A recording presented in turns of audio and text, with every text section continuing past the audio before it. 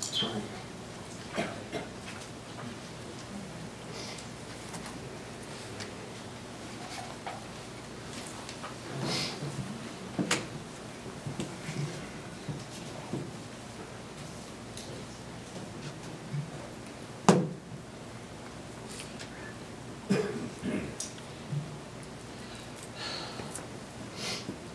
Maybe I'll start by reading some of the, I have a few words to say too, but I'll start by reading these. That should be a little bit easier, I think. Anyway, first one here is from Lynn Gidluck. Some of these people I don't even know, by the way, but and I can tell you I received a lot of messages personally myself too. Anyway. Okay, this one, first of all, from Lynn. Jesse, you and Bill came into my life well over 20 years ago, 25 years ago now. I will always remember the interview I did with Bill in your home. He was so animated and excited about telling me about the role he had played in implementing the Saskatchewan Land Bank. I will always be thankful to Bill for how much help he was to me in writing my master's thesis on this topic. I'm not sure if I would ever have completed that project if not been for Bill's encouragement and support of my work. I knew the first moment that I met both of you that you were special people, and I'm so grateful for your friendship over the years. What impressed me most about Bill was the commitment he had to helping make Saskatchewan a better place. He was involved in too many volunteer activities to mention.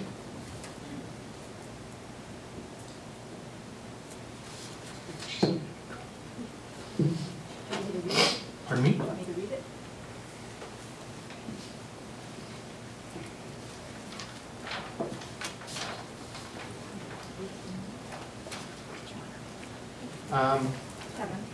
Jill will read one.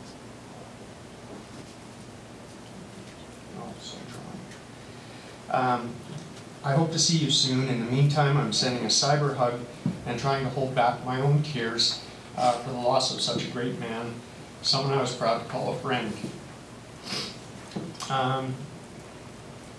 Jill, do you want to take a turn? Come on up.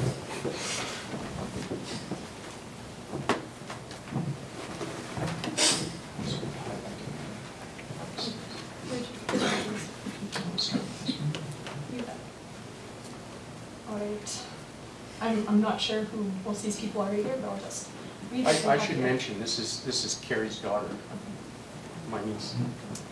So this one's from Colleen Steele. I am sending these stories from the Riverbend Co-op on behalf of my grandma, Lorna Anderson. I remember Bill and Jesse's names coming up often in the stories my grandparents used to tell. One Halloween, Bill and another member of the farm decided to play some Halloween pranks. Carl and I were at the neighboring farm, and when returned home, I went to the closet to hang up my coat, and squawk, cluck, squawk chased me out. Bill had put 2 young roosters in my closet. It scared the life out of me and my daughter Kim. For several months after, she would ask, "Mommy, are the chickens in the closet?" Bill loved a good prank.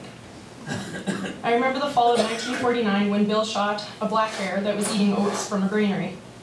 Things definitely weren't dull on the co-op farm. Sending love and my condolences for Lorna Anderson from Colleen Steele. Isn't she doing a great job?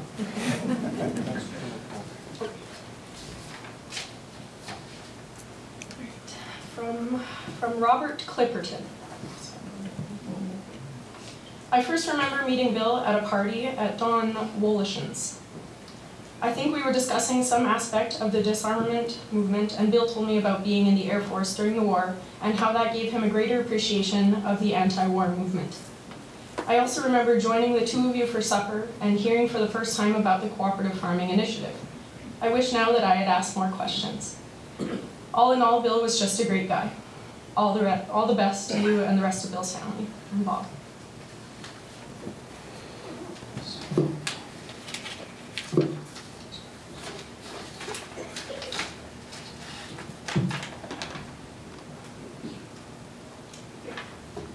This one's from a student minister that did some work up at River, Smoke River. 57 years ago, I was a pre-theology student preparing for a career in the ministry of the United Church of Canada. Equipped with the irrelevancies of ancient Greek and Hebrew, I was sent into the gumbo and mosquitoes of northern Saskatchewan to bring the church to people of Battle Heights, Smoky Burn, and Papiquan. There I met Bill Hope of Riverbend Cooperative Farm. Understandably, many of the men in the scattered community didn't want to waste time going to church services because there was always so much work to be done. But Bill was among those who always got dressed in a suit and showed up because, regardless of his actual theological beliefs, he believed in the building of community and saw a functional role for the church in a well-ordered community. Sometimes I worked with men in the fields where, without slowing down in tasks at hand, we could chat. Occasionally, a chat with Bill would include frank observations and weaknesses of my Sunday sermon. He was usually right, though I didn't always immediately acknowledge it. Anyway, Bill and I formed a friendship that grew and lasted. I admired Bill for many reasons, and perhaps some of these reasons will resonate with you. When I met him, and he had already served his country in a sadly necessary war. Opening up a new farm in that part of Saskatchewan during a period of particularly heavy rains was unimaginably hard. Bill worked long and hard. He had vast practical knowledge and ingenuity, being able to turn his hand to many tasks. He exemplified the honest, hard-working builders of not only productive farms, but of the nation. Men like Bill Hope are the backbone of this country. Physically durable, he was also intelligent and thoughtful, taking time to study and to keep abreast of changing trends and practices in agriculture. Bill was a man of principles, with strong convictions about issues and fairness, honesty, equality of opportunity, and fair distribution of wealth of the land. Principles which, sad to say, sometimes get lost in the pursuit of political advantage and economic gain. Bill was a man of integrity. He lived in accord with his convictions.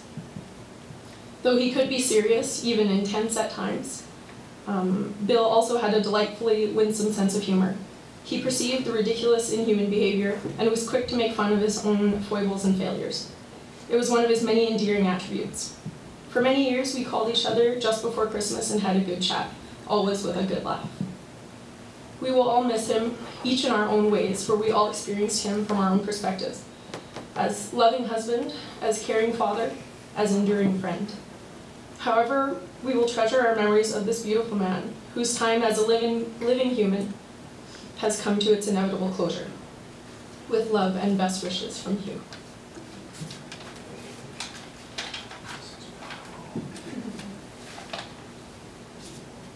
So this one is from Carol Gorey. Thank you so much for taking the time to call me last night with the sad news of your dad's passing. But your call triggered some great memories. I know that he was an important part of my mom and dad's life, with all their stories and visits created. I remember your dad as very jovial, but if he and dad were together, I know there were lots of laughs. The obituary paints a real picture of your father. Regarding dad, I know that he had a true friend in your dad, and that the war years seemed further away when they could get together and reminisce. I do remember lots of laughter. These men were good friends and impacted and changed a lot of lives. We miss our dad a lot, as you will with your dad. My thoughts are with you all.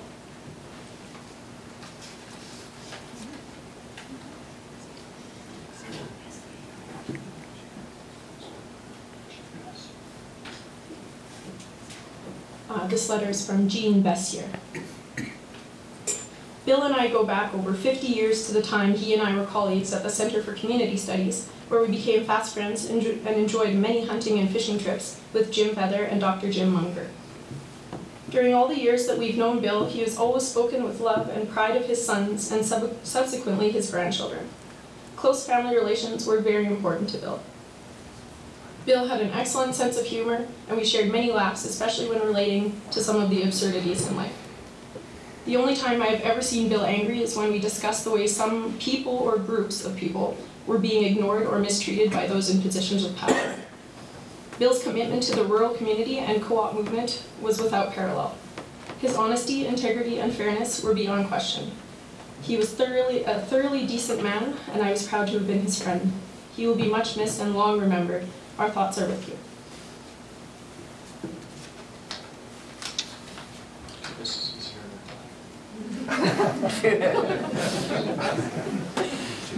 than This one's from Joan Feather.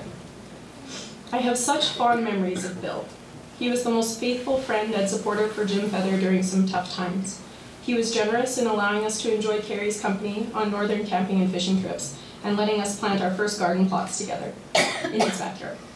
We had many delightful evenings around that beautiful barbecue in Sutherland, and he was the best man at our wedding. I can hear his laugh and see that thing he did with his hand when he was joking around. We loved him for his personal integrity and unwavering convictions, as well as for his irrepressible sense of humor and generous spirit. Thank you for the opportunity to share some thoughts about a very dear friend.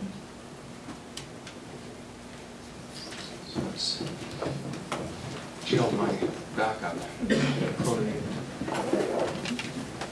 Anyway, I wanted to just sort of echo one thing that Carrie talked about briefly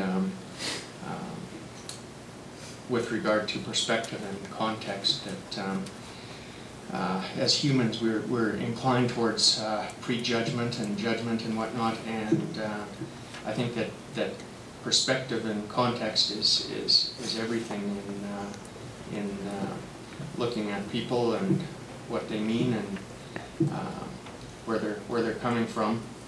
And I can tell you that, as Carrie alluded to, that being Dad's son wasn't always easy, and a bit of a tough act to follow. Anyway, the story goes like this. There's a clergyman came along and found this young fellow alongside the road, and there was a big load of hay that had obviously fallen off the wagon, and the young man was busily trying to load this hay back on. It was a scorching hot day, and the young man, young teenage boy, was sort of head down, working on this load of hay, trying to get it back on the hay wagon.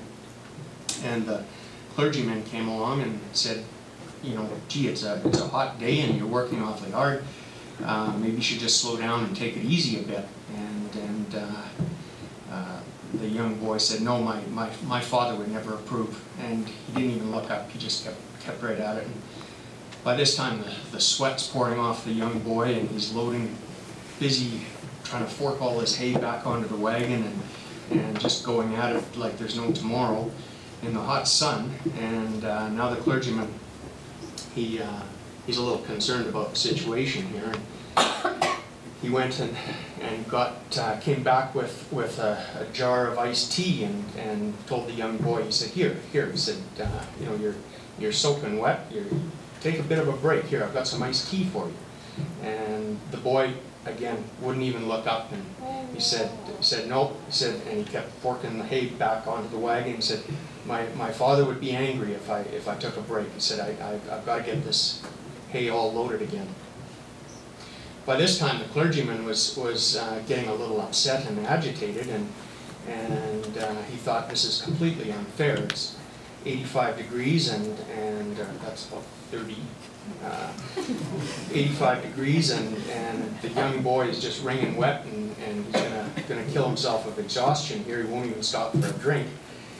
So the clergyman's getting a little agitated and says, you know, I think I want to give this guy a piece of my mind. He said, this father of yours seems like a real slave driver, and absolutely unreasonable, and I think I want to speak to him and give him a piece of my mind.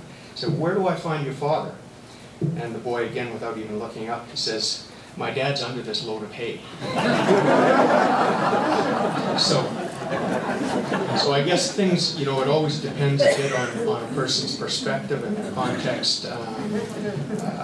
It's easy to prejudge situations and people, and you sort of have to look at where they're coming from and Carrie alluded to that quite a bit about what made my dad the way he was, and some for better, some for not so good, and what made Carrie and I the way we are.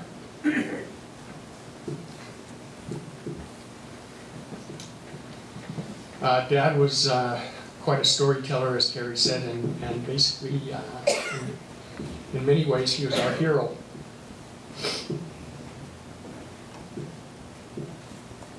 Very persistent, and persistent almost to a fault.